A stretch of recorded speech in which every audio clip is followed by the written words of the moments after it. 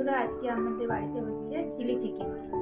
Chilli চিকেনের প্রিপারেশনটা কীভাবে করলাম সেটা আমার প্রথম থেকে তোলা হয়নি, কিন্তু এই লাস্ট পজিশনে এসে কীভাবে করছি এটা আমি একটু দেখিয়ে দিচ্ছি। পকোড়া যেমন মাংসের পকোড়া হয় সেরকম করে নেবে, নিয়ে তারপরে পেঁয়াজগুলো এরকম এইভাবে পেঁয়াজগুলো ভাজবে, মানে পেঁয়াজগুলো 4 চৌকো করে কাটবে, আর এই যে ক্যাপসিকামগুলো 4 চৌকো করে কাটবে।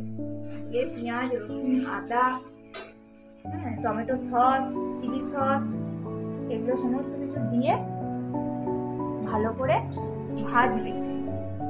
আচ্ছা, এগুলো ভাজা হতে হতে আমি এবার দিচ্ছি চিলি সস। চিলি সস দিচ্ছি, চিলি সসের পর দেবো সয়া সস। তোমরা দেখতে থাকো আমি কিভাবে করছি জিনিসটা।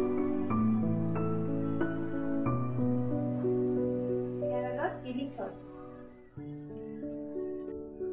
এবার আমি দিচ্ছি চিলি সসের পর টমেটো সস আগিয়ে দিয়েছি, তারপরে দিলাম চিলি সস, তারপরে দিচ্ছি এটা সয়া সস। দেখো অল্প দিচ্ছি, ওই 1 চামচ থেকে হাফ চামচের মতো। যদি কম মনে হয় আর একটু সামান্য দেবো, এক কথায় যেন এই সয়া সসটা দিও না, তাহলে পরে জিনিসটা তেতো হয়ে যাবে। আচ্ছা, এবার আমি একটু জল দিয়েছি পরিমাণে, সামান্য পরিমাণ জল দিয়েছি, আগে দিয়েছি জল দিয়েছি। এবার এটাকে ফুটতে দিলাম, ফুটতে দিলে তারপরে আমি আস্তে আস্তে এই যে পকোড়াগুলো করে রেখেছি, দেখো পকোড়াগুলো করে রেখেছি, পকোড়াগুলো দিয়ে দেবো আস্তে আস্তে করে। একটু এর মধ্যে একটু ফুটে উঠুক, গ্যাসের ফ্লেমটা একটু উস্কে দেবে যাতে ভালো করে ফ্লেমটা পায়। দিয়ে তুমি তারপরে এই পকোড়াগুলো দিয়ে দেবে। আমি সবটাই দেখাবো, আস্তে আস্তে দেখতে থাকো। আগে এই যেটা একটু ফুটে উঠুক, দেখো বন্ধুরা, এবার এটা টক করে দিলাম ফুটছে। এবার আমি একটা একটা করে এই পকোড়া দিয়ে দেবো। পকোড়াটা যখন করেছি তখন আমার ক্লিপসটা নেওয়া হয়নি, ভিডিও ক্লিপসটা, তবে আমি বলে দিচ্ছি পকোড়াটা কীভাবে আমি করেছি। প্রথমে মাংসটা একটুখানি ভিনিগার আর ধুয়ে নিয়ে, মাংসটা ধুয়ে নিয়ে ফার্স্টে, তারপরে একটুখানি ভিনিগার একটু নুন মাখিয়ে মিনিট 15 রেখে দিয়েছিলাম।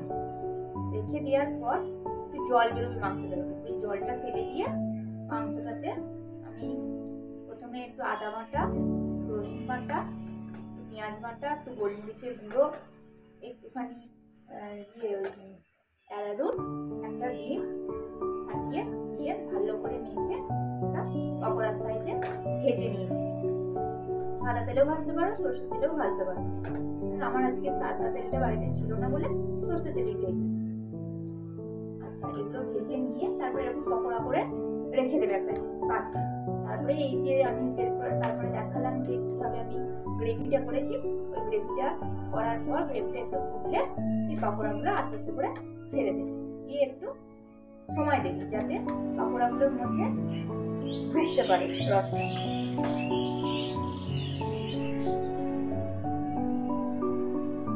এই যে বন্ধুরা, চিকেনের প্রিপারেশন মোটামুটি হয়ে এসছে। যেহেতু আমি পকোড়াটা আবার দিয়ে ভেজেছিলাম, তো ওটাতে গ্রেভিটা টেনে নেবে, সেই জন্য আমি একটু গ্রেভি থাকতে থাকতে নামাবো, একটু যাতে রসা রসা থাকে, রুটি বা ভাতের সঙ্গে খেতে ভালো লাগবে সেই হিসেবে। একবারে ড্রাই হয়ে গেলে তো খাওয়া যাবে না, সেই জন্য এই দেখো এরকম থাকতে থাকতে আমি রাখতে বসেছি। আর একটা কথা বলতে ভুলে গেছিলাম বন্ধুরা, যখন তোমরা পকোড়াটা করবে তখন অল্প নুন দেবে, আর গ্রেভিটা যখন করবে তখন অল্প নুন মিষ্টি দেবে, তোমাদের আন্দাজ মতো নুন মিষ্টিটা দেবে। আর ঝালটাও তোমরা নিজেদের আন্দাজ মতন দেবে, যে যেরকম খাও। আর দুটো কাঁচা লঙ্কা ফাটিয়ে দেবে। ঠিক আছে বন্ধুরা, আমার চিলি চিকেনটা রেডি হয়ে গেছে। আমি এবার এটা নামাবো।